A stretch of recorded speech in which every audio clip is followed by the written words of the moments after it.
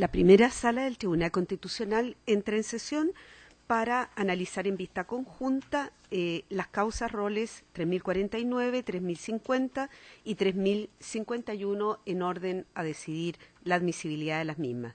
Tiene la palabra la relatora de la causa, señorita Pilar Arellano. Gracias, señora presidenta. En dichas causas, Curauma Sociedad Anónima ha pedido la declaración de inaplicabilidad por inconstitucionalidad del artículo 126 del Código de Procedimiento Civil, específicamente en su inciso primero, para que surta efectos en los recursos de hecho que individualiza, sustanciados actualmente por la Corte Suprema, que constituyen así las gestiones pendientes invocadas en estos autos. En atención al objeto de esta audiencia, en términos breves, será mención de los hechos que desencadenaron dichas gestiones pendientes y el conflicto de constitucionalidad planteado en todos los requerimientos. En cuanto a los hechos, sucedió que en agosto del año 2013, la requerente dedujo sendas demandas en contra de Compañía de Seguros de Vida Euroamérica Sociedad Anónima, Administraciones y Proyectos Euroamérica Sociedad Anónima y Banco de Chile, esencialmente referidas a la nulidad de contratos de compraventa de inmuebles y opciones de compra. En el curso del proceso, luego de ser declarada la actora en quiebra, el síndico, en representación de la misma, se desistió de la demanda de la aludida demanda de nulidad. Finalmente, en síntesis, la Corte de Apelaciones de Santiago acoge el desistimiento presentado por el síndico. Ante ello, la requerente deduce recurso de casación en la forma y en el fondo ante la Corte Suprema. Y el 29 de marzo, diversos ministros y abogados integrantes de la Corte Suprema, 16, dejaron constancia de afectarles una causal de inhabilidad contemplada en el artículo 196 del Código Orgánico de Tribunales. Entonces, dentro del plazo establecido en el artículo 125 del Código de Procedimiento Civil, la requerente recusó a diversos ministros y abogados integrantes, y la Corte de Apelaciones rechazó sin más trámite las recusaciones. Frente a ello, la requerente apeló, y las apelaciones fueron rechazadas atendido lo dispuesto en el artículo 126 impugnado, cual prescribe que las sentencias que se dicten en los incidentes sobre implicancia o recusación serán inapelables, salvo la que pronuncie el juez de un tribunal unipersonal en las hipótesis que el mismo precepto indica. Atendido lo anterior, interpuso la requerente contra las sentencias que rechazaron sus apelaciones los respectivos recursos de hecho que constituyen las gestiones pendientes invocadas en los autos bajo vista conjunta. Y en cuanto al problema de constitucionalidad, alega la actora que la aplicación del precepto produce efectos inconstitucionales toda vez que permite que un tribunal integrado por jueces parciales sea el que resuelva un asunto, sin que exista un recurso como la apelación que lo impida, cuestión que sí sucede en el caso de la inhabilidad de un tribunal unipersonal. Específicamente, entonces, las infracciones que se presentarían son al artículo 19, numerales 2 y 3 y artículo 5 constitucional. Específicamente se vulneraría el derecho al recurso como parte del debido proceso y el derecho a la igualdad. En cuanto a las alegaciones referidas a las causales de inadmisibilidad, afoja 29, Administraciones y Proyectos Euroamérica, como falta de un requisito de admisión a trámite, expresó lo siguiente. La requerente, conforme al artículo 64, inciso tercero del título cuarto del Código del Trabajo del Código de Comercio, carece de legitimidad en esta sede, toda vez que el fallido solo puede comparecer en juicio como coadyuvante del síndico. En la especie, entonces, se ha interpuesto el requerimiento en forma independiente y contrariando las determinaciones del síndico y de la Junta de Acreedores, lo cual contraviene la naturaleza de ser coadyuvante, por consiguiente se presentaría una falta de legitimidad para interponer una acción. Fojas 58, Administraciones y Proyectos Euroamérica evacúa traslado, derechamente pidiendo que se declare inadmisible el requerimiento en base específicamente a la causal número 6 del artículo 84 de la ley número 17.997. Esto es, se aduce que el requerimiento carece de un fundamento plausible. Lo anterior, pues no se explica la forma en que la aplicación del precepto reprochado produce las infracciones constitucionales que se denuncian en el requerimiento, específicamente en el caso concreto, esto es, en los recursos de hecho. Pues toda la argumentación vertida por la actora para sostener la inconstitucionalidad se basa en la inexistencia de un tribunal independiente e imparcial para resolver la casación en la forma y en el fondo que ella dedujo.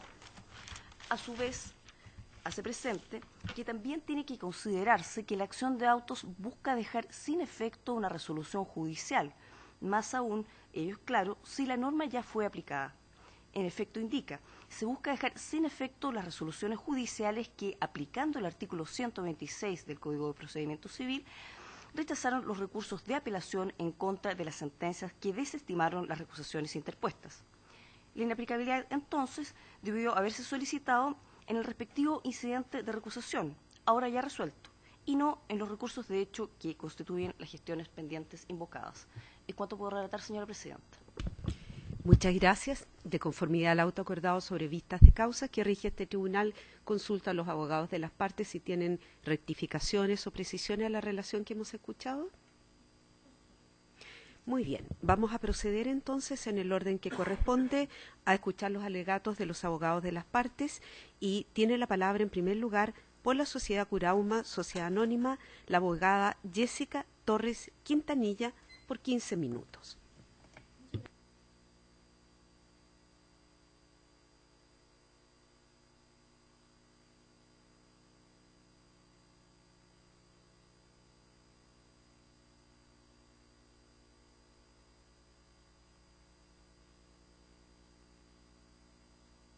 Ahí. Considerando que esta audiencia precisamente se acerca de la admisibilidad, vamos a ir cotejando cada uno de los requisitos que establece la ley a propósito de las exigencias que establece nuestro ordenamiento para que se declare admisible un requerimiento. Sabemos que la normativa está redactada en forma negativa, es decir, cuando no se debe admitir a tramitación un requerimiento. La vamos a transformar en forma positiva para ir analizando cada una de ellas. El primer requisito que se establece es que sea formulado por una persona legitimada. En este caso, quien ha formulado el requerimiento es Curauma en su calidad de fallida. Curauma es precisamente quien, en el ámbito de un recurso de casación en la forma y en el fondo, en que Curauma fallida es la recurrente, y a propósito de la declaración de 16 ministros que declaran afectarle una causal de inhabilidad, deduce sendos incidentes de recusación, los cuales deben ser formulados uno a uno de acuerdo a la normativa procedimental, cumpliendo todos y cada uno de los requisitos. Entonces, Curauma fallida es recurrente en el recurso de casación, es incidentista en las debidas recusaciones y además apelante en aquel caso cuando se rechazan las recusaciones y cuando se rechaza a su vez el recurso de apelación es recurrente del recurso de hecho. Por lo tanto, su señoría es parte de las gestiones, de la gestión pendiente que funda este requerimiento.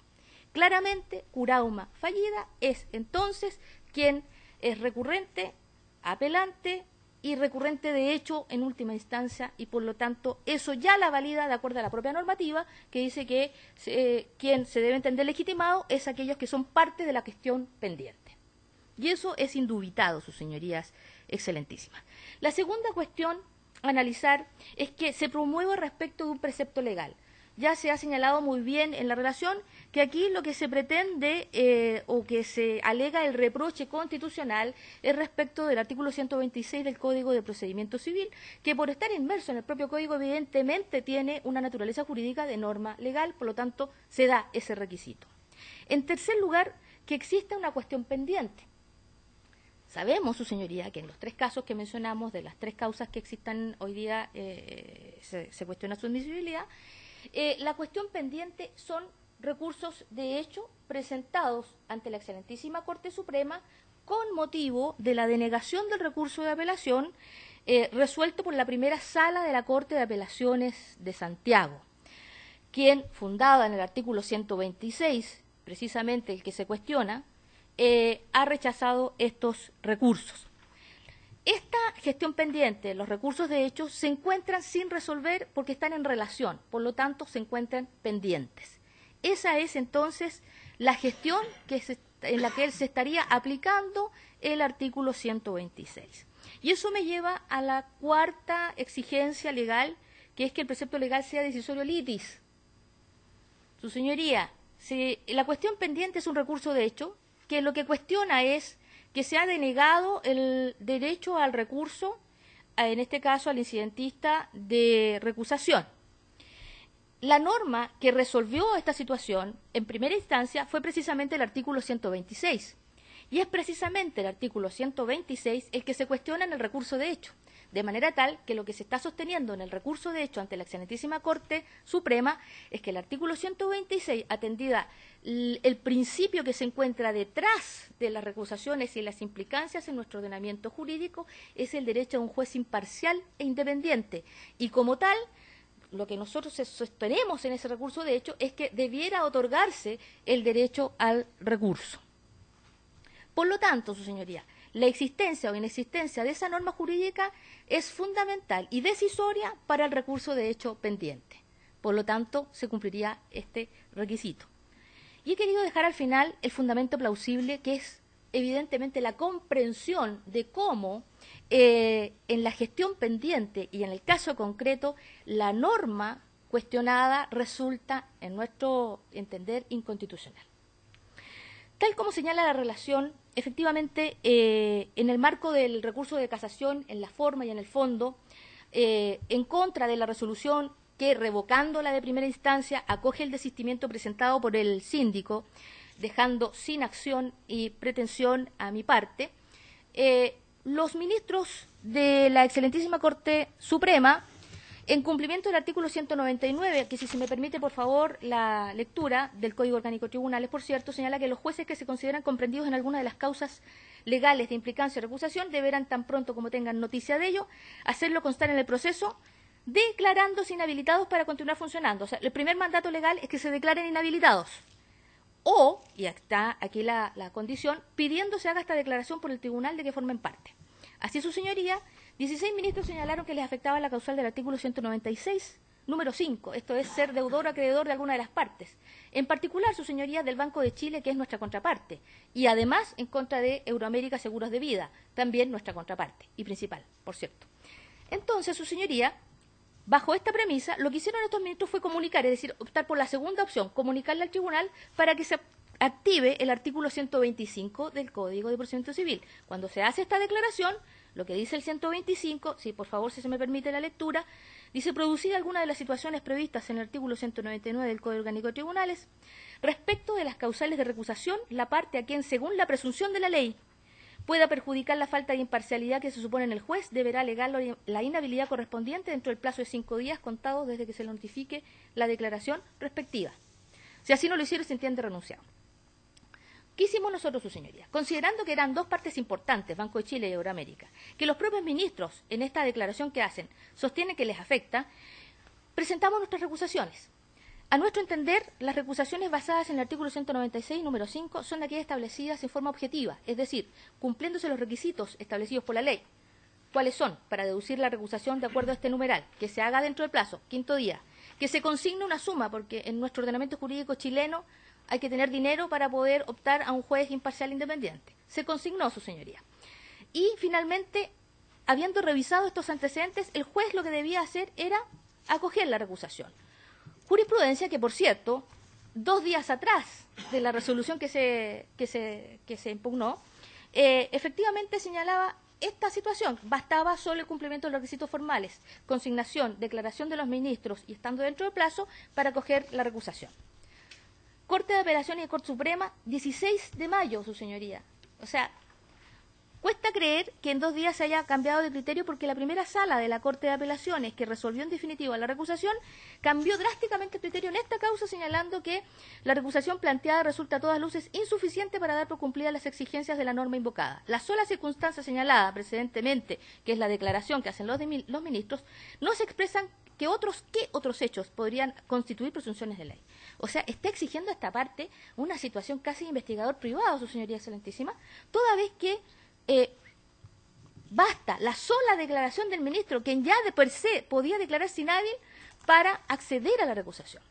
Y la propia Corte Suprema y la Corte de Apelaciones así también lo habían establecido. Claramente, entonces, la resolución es injusta y agraviante.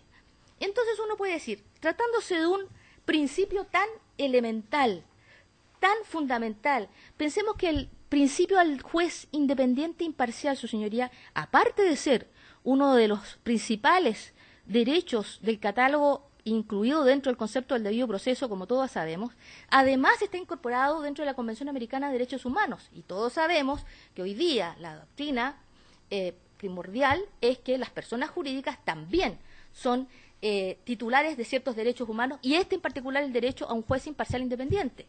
Ya por el solo llamado del artículo 5º, inciso 2 de nuestra Carta Fundamental, tiene un carácter de norma supralegal. Entonces uno dice, ¿cuál es la protección en nuestro ordenamiento jurídico cuando una resolución tan claramente errónea, como en el caso particular, se puede comprender para enmendar esta situación? Y uno dice el derecho al recurso, pero su señoría se topa con el artículo 126. Las sentencias, si se me permite, que se dicten en los incidentes sobre implicancia o recusación serán inapelables. Entonces, su señoría, este principio queda absolutamente sin custodia legal.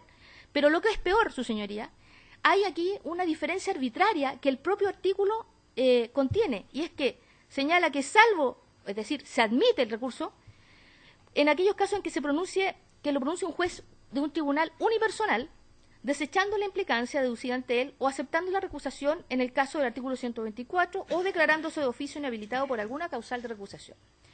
Nosotros sostenemos entonces que al contener este artículo 126, esta primera negativa al recurso, pero además una discriminación arbitraria en qué caso sí procede, porque distingue entre un tribunal colegiado y un tribunal unipersonal para poder tener acceso al recurso, sin tener una razón, de acuerdo a nuestra opinión, que sea racional y justa. ¿Cuál es la diferencia entonces que sea un tribunal colegiado o un unipersonal para acceder al recurso? La verdad, su señoría, que incluso si tomamos como ejemplo el recurso de protección, que es conocido por la Corte de Apelaciones, también tiene derecho al recurso ante la excelentísima Corte Suprema. O sea, el derecho al recurso no tiene que ver con que si es colegiado o unipersonal. Y nuestro sistema recursivo debe ser igualitario para las partes. Y esta situación, su señoría, de tener derecho a la igualdad de trato en la ley, ha sido reconocida por este excelentísimo tribunal, precisamente en los autos ROL 1535 del año 2009. Si se me permite, por favor, el tenor literal de la considerando 28º señala que de todo lo considerado queda claro que el debido proceso penal debe ajustarse a lo dispuesto en el número 3 del artículo 19 de la Constitución en expresa armonía con su numeral 26, es decir, lograr la igual protección de la ley en el ejercicio de sus derechos, lo que naturalmente se ve violentado cuando un derecho procesal básico, justamente a propósito del derecho al recurso, es otorgado por la ley solo a uno de los dos agraviados por una resolución judicial, excluyendo al otro de la posibilidad de reclamar. Es decir, ya hay un reconocimiento que debe aplicarse la igualdad de trato en el sistema recursivo de nuestro sistema. Por lo tanto, cuando nos topamos con este artículo 126, nosotros estimamos precisamente que, aplicado al caso concreto que se refiere a las recusaciones que están garantizando un derecho tan fundamental como el derecho a un juez imparcial e independiente, que sea el que aplique el derecho en el caso concreto, está contra el artículo 19, número 3, inciso primero, inciso tercero, contra el artículo 5º, inciso segundo, todos de la Constitución de nuestra República, y además, su señoría, también el artículo 19, número 26, porque si nosotros analizamos bien, resulta ser que se está afectando el derecho en la esencia. El derecho a un juez imparcial independiente, al no tener derecho al recurso, y lo peor, al tratarse de una manera discriminada el recurso, para algunos sí y para otros no, sin una razón justificada a nuestro entender, está afectando el derecho al juez imparcial independiente de una manera esencial, haciéndolo en la práctica impracticable.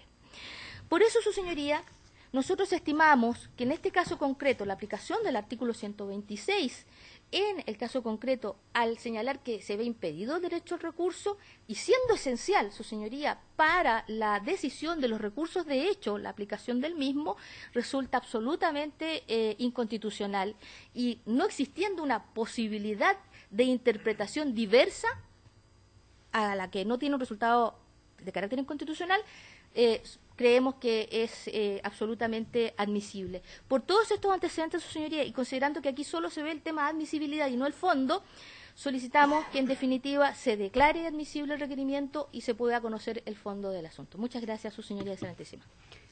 Gracias a usted. A continuación tiene la palabra el abogado don Cristóbal Eizaguirre Baeza por Administraciones y Proyectos Euroamérica Sociedad Anónima. Con la venia de la señora presidenta, alego en representación de Administraciones y Proyectos Euroamérica S.A. y solicito al excelentísimo tribunal que, conforme a lo que dispone el artículo 84 de la Ley Orgánica Constitucional de este tribunal, se sirva a declarar inadmisibles los requerimientos que son objeto de la vista al día de hoy. Disculpe.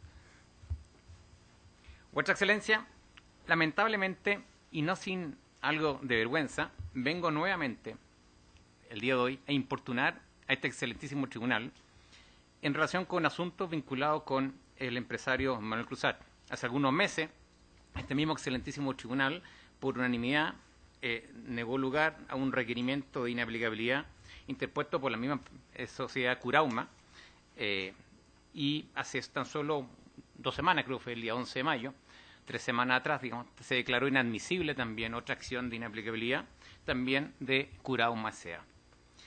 No puedo dejar de iniciar este alegato, Vuestra Excelencia, haciendo presente que en realidad es bueno y creo que es positivo para esta causa que no continuemos con eufemismo y que seamos claros.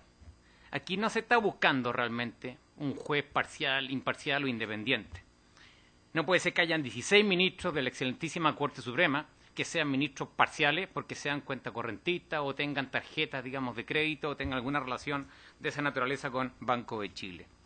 Difícilmente Vuestra Excelencia va a encontrar un caso donde tengamos una acción de una aplicabilidad que tenga una finalidad más clara que el intentar dilatar procesos que hoy día se encuentran en tribunales, procesos que hice en relación con distintas quiebras e insolvencias vinculadas, digamos, a empresas del señor Cruzat. Curauma es una sociedad anónima abierta que quebró y prácticamente sin ningún activo, Vuestra Excelencia, sin contabilidad y además perjudicando a varios cientos de accionistas. Y más relevante que eso, perjudicando a varios acreedores, siendo el acreedor más relevante de la empresa Curauma, más relevante la Tesorería General de la República. El principal deudor en Chile de la Tesorería General de la República, creo que son más de 60.000 millones, es Curauma S.A. Posibilidad de pago de estos créditos, dado que no hay ningún activo, prácticamente cero. En su momento se evaluó por el síndico en un convenio previo a que quebrara la compañía de que la posibilidad de repago de estos créditos era un 4%. Hoy día podemos estar hablando de un 2%. ¿Y cuál es el origen? La posibilidad de repago de este 2%, o sea, si de 100 pesos que se le da a uno, 2, 3 pesos, lo que recibiría en el mejor de los escenarios, hay una conciliación que celebró Euroamérica con Curauma ante un tribunal arbitral presidido por don Arturo Arraza y también integrado por don Juan Colombo y don Enrique Navarro, en la cual se acordó pagar, una vez que finalicen todos estos procedimientos, digamos, la cantidad de, una cantidad relevante, 7 millones de dólares, digamos, ¿cierto?, a la quiebra.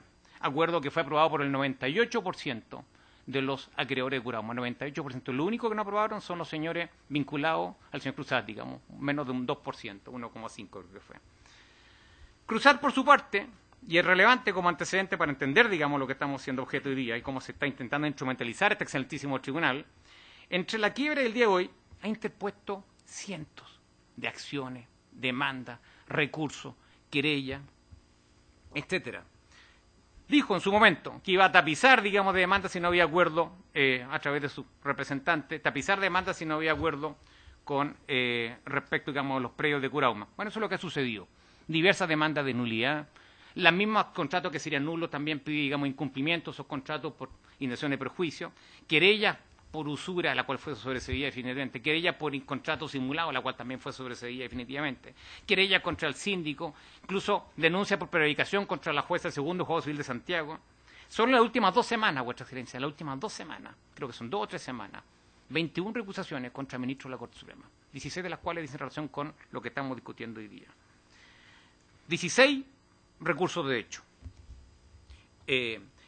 Prácticamente creo que son 15 o 16 requerimientos ante Vuestra Excelencia. O sea, si hay un ejemplo, Vuestra Excelencia, si hay un ejemplo en que un profesor de Derecho Procesal o algún abogado de ética jurídica querría encontrar para enseñar a su alumno lo que es realmente un abuso procesal sin parangón, o lo que constituye una instrumentalización brutal de nuestra institucionalidad procesal, este caso. Y creo que aquí hay que hablar con claridad. Porque una cosa es el legítimo ejercicio de defensa que ejerce una parte, la cual obviamente esta parte nunca va a controvertir, y una cosa muy distinta es el desparpajo jurídico, que es lo que hemos sido objeto por años, digamos, 3, 4 años, fruto de esta sociedad y la sociedad relacionada, digamos. Ahora, Vuestra Excelencia, las acciones de inaplicabilidad son a todas luces inadmisibles. ¿Cuál es el corazón del asunto? Lo que se discute. La disposición legal que impide apelar la resolución de un tribunal colegiado que resuelve un incidente de recusación. Esa resolución que impide apelar, digamos, la resolución que se dicta en una recusación sería inconstitucional.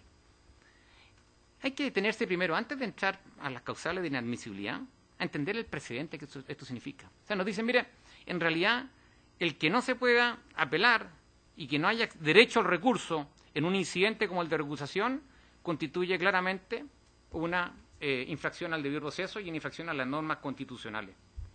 Vuestra Excelencia, ¿cuántos incidentes hay en los distintos procedimientos en nuestro país, los cuales no son apelables? Un ejemplo, podríamos dar cientos de ejemplos. Artículo 210 del Código de Procedimiento Civil.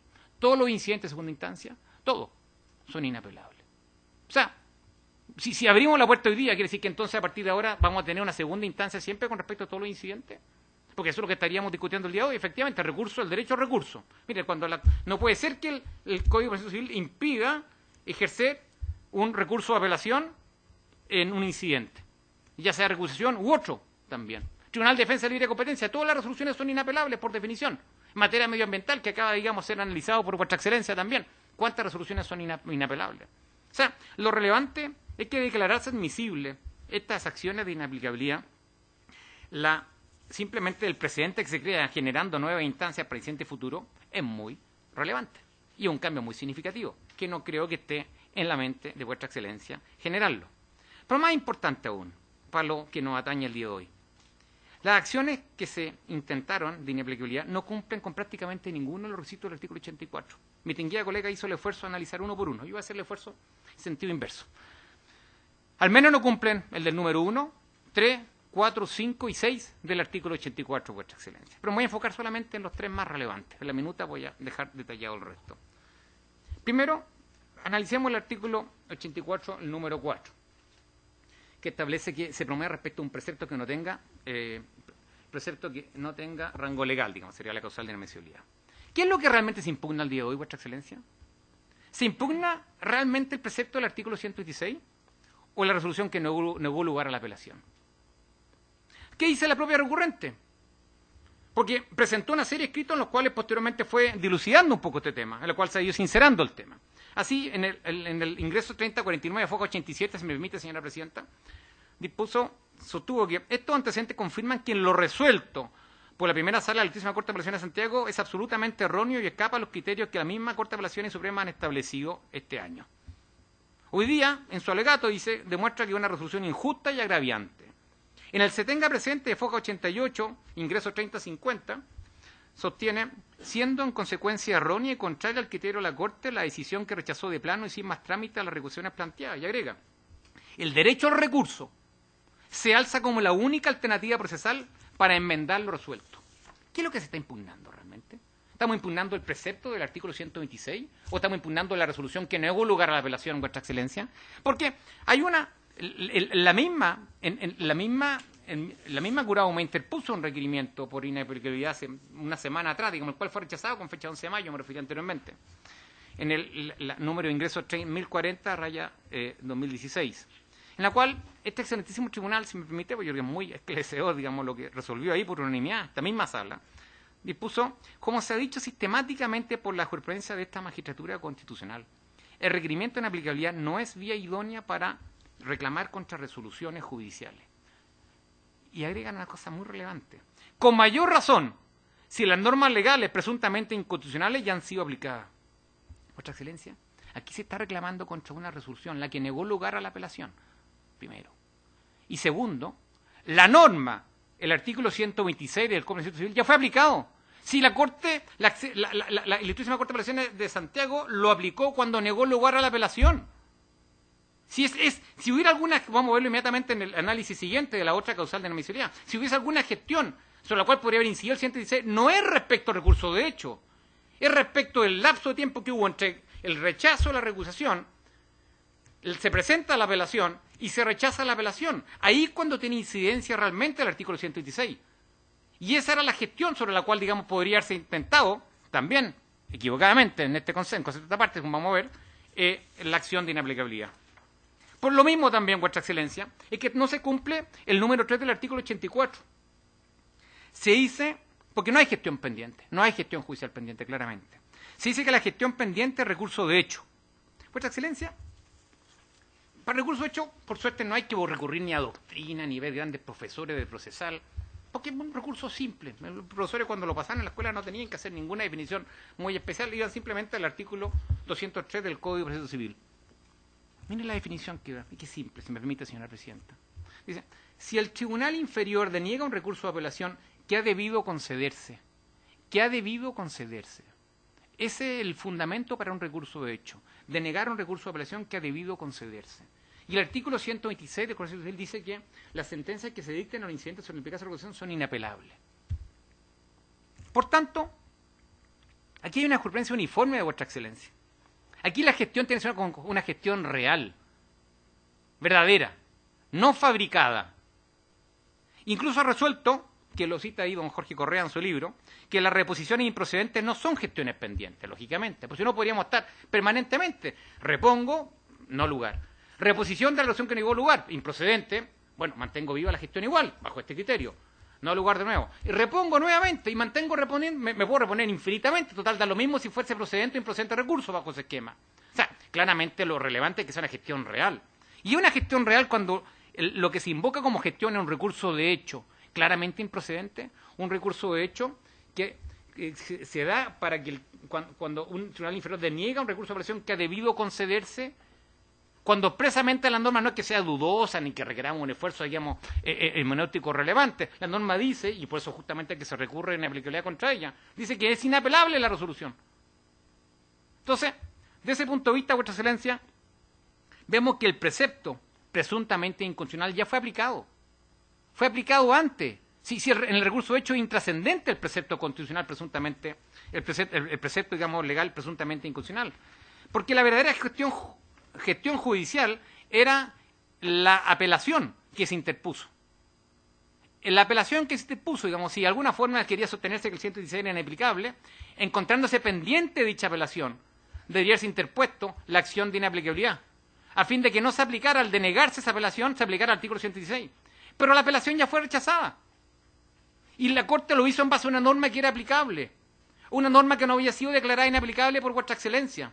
Y que aun cuando se tuviese un día que inaplicable, cuando se revise el recurso hecho posteriormente, la Corte va a decir, bueno, pero cuando se resolvió el tema de la apelación misma, la resolución del tribunal, de la primera sala de la Corte de Apelaciones, esa norma era aplicable o no, y lo era. Por tanto, se da el presupuesto del artículo 103 del recurso hecho, si el tribunal inferior deniega un recurso de apelación que ha debido concederse, no, si nunca debió concederse, está tarde, por eso la gestión judicial se encuentra claramente agotada, Vuestra Excelencia, bajo ese esquema. Por eso no hay gestión judicial pendiente. La gestión está terminada, concluida. Y eso en línea con lo que también ha dicho permanentemente en jurisprudencia uniforme a Vuestra Excelencia. Pero más relevante que eso. Artículo 84, número 5 de la Ley Orgánica. Otra causal de inadmisibilidad. Si el precepto legal es o no decisivo en la resolución del asunto respectivo. Vuestra Excelencia, esta acción de inaplicabilidad, y lo digo con total tranquilidad, es absolutamente inútil. La verdad que, y perdón por lo coloquial, estamos todos perdiendo el tiempo el día de hoy. Porque, Vuestra Excelencia, el Código Orgánico de Tribunales, su artículo 205, establece una norma que es idéntica al artículo 126. Si me permite leer, señora Presidenta. Dice las sentencias que se dictaren, la única diferencia, que se dictaren en vez de que se dicten. 126 dice que se dicten. 205. Las sentencias que se dictaren en los incidentes sobre implicancia o recusación serán inapelables. Ese artículo del Código Orgánico no fue objeto de la acción de inaplicabilidad, Vuestra Excelencia. Con lo cual, al haber una norma idéntica en el Código Orgánico, hace que la acción de inaplicabilidad que hoy día nos convoca sea claramente incompleta. Hace que la resolución que Vuestra Excelencia dictara en el evento hipotético de acogerla sea totalmente inútil y convierte, por tanto, esta acción, de acuerdo a lo que dispone el artículo 84, número 5, en claramente inadmisible, Vuestra Excelencia, porque no puede ser más irrelevante el artículo 116, dado que hay un artículo idéntico, con la diferencia que agrega la palabra AR en dictar en vez de dictaren en el artículo 105 del Código Orgánico de Tribunales, Vuestra Excelencia.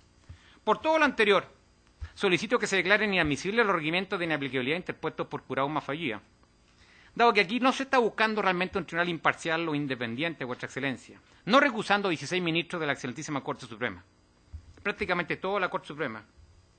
Aquí realmente lo que se está buscando es dilatar procedimientos que ya llevan años, digamos, y una quiebra que no ha sido posible todavía de los pocos activos que tiene, que son prácticamente ninguno, digamos, respecto a los montos que estamos hablando, muy ínfimo, que se logre, digamos, llevar a efecto ninguno de los remates respectivos en aquella quiebra. Por tanto, solicito a Vuestra Excelencia que impida que este abuso de Curauma fallida se concrete y que en una resolución ejemplificadora, Vuestra Excelencia, dado la evidente instrumentación que se ha intentado hacer de Vuestra Excelencia, se rechacen estos requerimientos de inaplicabilidad. Muchas gracias, señora presidenta. A usted muchas gracias. Tiene la palabra a continuación, en representación del síndico, señor César Millán, el abogado don Gonzalo Alvarado, por 15 minutos. Muchas gracias. Con la venia de este excelentísimo tribunal, alego en representación del síndico de la quiebra de Curauma S.A. y solicitamos que se declaren inadmisibles los recursos que hoy día nos convocan. Para no reiterar los argumentos de mi colega Cristóbal Izaguirre, los que hacemos propios en todas sus partes, nos vamos a referir solamente con mucha precisión a algunos aspectos para hacer el tema más simple y más breve. La fallida ha interpuesto a través de la quiebra 17 requerimientos de inconstitucionalidad. Esta quiebra se declaró en el mes de diciembre del año 2013. Como dijo mi colega, se han generado y se han iniciado innumerables, yo diría cientos de recursos, haciendo todo lo que sea necesario para impedir la realización y el desarrollo del procedimiento de quiebra ordinario. Respecto de una empresa que es la mayor deudora de impuestos de Chile, respecto de un grupo económico que ha hecho de su costumbre, ¿cierto?, cada cierta cantidad de años, generar quiebras de grandes magnitudes y de gran resonancia pública, haciendo lo posible por escapar de las responsabilidades que aquello conlleva. A la fecha ha sido imposible para la quiebra rematar prácticamente el único bien que tiene esta quiebra a los efectos de poder pagarle algo parecido al 2% a los acreedores que han concurrido a ella. Estamos hablando de una quiebra que tiene un pasivo de aproximadamente 115.000 millones de pesos, de los cuales acreedores que representan aproximadamente el 80% son la Tesorería General de la República, la Municipalidad de Valparaíso, la Municipalidad de Las Condes. En síntesis, todos nosotros somos los acreedores de Curauma S.A., principal deudor de impuestos de este país, quien a través de una serie de requerimientos ante todos los tribunales existentes ha hecho lo posible por hacer que el procedimiento de quiebra del que es objeto no transcurra. Primero presentó un recurso ante este excelentísimo tribunal, el que fue rechazado, a través del cual consiguió, ¿cierto?, que el procedimiento de quiebra en la práctica se retrasara durante algo más de un año y medio. A continuación presentó un nuevo recurso hace algunas pocas semanas, como dijo mi distinguido colega, que fue rechazado, y ahora a continuación ha presentado 12 recursos adicionales, con el único objeto de producir el mismo efecto, la imposibilidad en la tramitación de la quiebra de Curauma S.A. No hay otro objeto, no hay la búsqueda de un tribunal imparcial. Nadie razonablemente puede sostener que un ministro de la Corte Suprema carece de imparcialidad por tener cuenta corriente del Banco Chile o tener una póliza de seguro en Euroamérica Sociedad Anónima. Eso no es real. Eso no es la búsqueda de un tribunal imparcial. Es sencillamente buscar un método para impedir que las resoluciones judiciales que permiten la tramitación de la quiebra queden a firme. No hay otro objeto real detrás de estos procedimientos, pues como hemos visto, incluso hay normas análogas en el Código Orgánico de Tribunales que ni siquiera han sido objeto de recurso. O sea, es imposible que el tema resulte más claro. Ahora, y muy brevemente, insisto, respecto de las causales de inadmisibilidad, esta parte estima pertinente complementar desde su posición, especialmente la del número 1. Se ha resuelto en forma clara y categórica que, de acuerdo a lo señalado en el artículo 64, inciso 3 del libro 4 del Código de Comercio, que es la antigua ley de quiebra aplicable en este caso, la fallida solo puede comparecer como coadyuvante a la acción del síndico. Claramente, estas acciones carecen de ese sentido, sino más bien pretenden obtener un carácter de tercero excluyente, lo cual ya ha sido resuelto y fue resuelto por la Ilustrísima Corte de Apelaciones en la apelación ROL 805-2015, que no ha sido objeto en esa parte de ningún recurso por parte de la fallida, donde se declaró clara y categóricamente que la participación procesal que puede tener Curauma sea fallida es como coadyuvante de la acción del síndico. ¿Por qué? Porque la acción del síndico, de acuerdo a la antigua ley de quiebra, tiene por objeto proteger los intereses de los acreedores, liquidar los bienes, ¿cierto?, y pagar los créditos en las proporciones y con los privilegios que establece la ley. Se establece excepcionalísimamente que la fallida puede participar en el procedimiento de quiebra cuando exista negligencia del síndico en la ejecución de su encargo. Negligencia que la fallida ha alegado y ha reiterado en múltiples y sistemáticas oportunidades, sin que hasta la fecha ningún tribunal de la República, ningún organismo administrativo, ni la superintendencia del ramo, ni nadie más haya declarado en parte alguna que le corresponde al síndico una calidad de negligente ni algo cercano. Es más, podemos afirmar categóricamente que todos los acuerdos que se han adoptado durante la tramitación de la quiebra han tenido quórum superior al 95% del total del pasivo. El total del pasivo, no de los acreedores presentes en justa. En consecuencia, creemos que en este caso resulta palmaria la falta de legitimidad activa de quien recurre, por cuanto recurre en una calidad e invocando una representación que, de acuerdo a la ley, no le corresponde.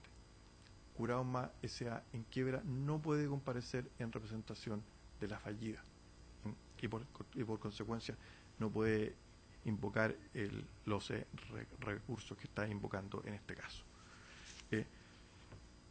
Respecto de las demás causales de inadmisibilidad, solamente en forma muy breve, complementando lo que dijo don Cristóbal Eizaguirre, respecto de la aplicación del artículo 126, efectivamente, como se ha señalado, realmente lo que pretende este recurso es recurrir en contra de la resolución judicial, no en contra del artículo. El artículo 126 tuvo su aplicación cuando la Corte de Apelaciones resolvió negar lugar a la apelación de las recusaciones. Ese fue el momento en que se aplicó el artículo 126. Luego, y si en algún momento se pretendió o se pudo haber invocado este recurso, fue precisamente en este, no respecto del recurso de hecho, porque el recurso de hecho suponía que el artículo ya había sido aplicado, entonces carece de toda razonabilidad y de toda justificación el ejercicio de este recurso. Adicionalmente a eso, solo como una forma de complementarlo, lo he dicho precedentemente, resulta también categórico, como se señaló en un voto de minoría por este excelentísimo tribunal, que el recurso carece de fundamento plausible. No hay una argumentación, no hay ninguna exposición clara, no hay ninguna indicación en cómo la aplicación del artículo 126 afectaría los derechos establecidos en la Constitución. Hay una mera enunciación, un mero señalamiento. Exactamente, haciendo la analogía, es exactamente lo mismo que pasó respecto de los recursos interpuestos en la Corte. Una mera invocación del artículo. No hubo ninguna justificación, no hubo ninguna argumentación, no hubo ningún razonamiento jurídico que permita justificar el ejercicio del derecho y el recurso que se invoca. Básicamente, volvemos al mismo argumento inicial. El objetivo real de esta serie, de esta seguidilla, de esta guerrilla de recursos judiciales, es simple y sencillamente impedir la tramitación de un procedimiento concursal que tiene por objeto liquidar los bienes de un grupo económico reiterada y sistemáticamente insolvente a través de los últimos 30 años de la historia o 40 años de la historia de Chile, ¿cierto? Y que se ha tratado de hacer imposible. En consecuencia, y por los argumentos ya señalados, es que el liquidador solicita que se rechacen los recursos de inaplicabilidad invocados. Eso es todo. Muchas gracias. Consulto a los señores ministros si tienen alguna consulta que formularle a los abogados de las partes. No siendo así, entonces vamos a dar por terminada esta audiencia. Les solicito a los abogados que han ofrecido minutas o que desean dejarlas, las dejen en poder de la relatora. Muchas gracias.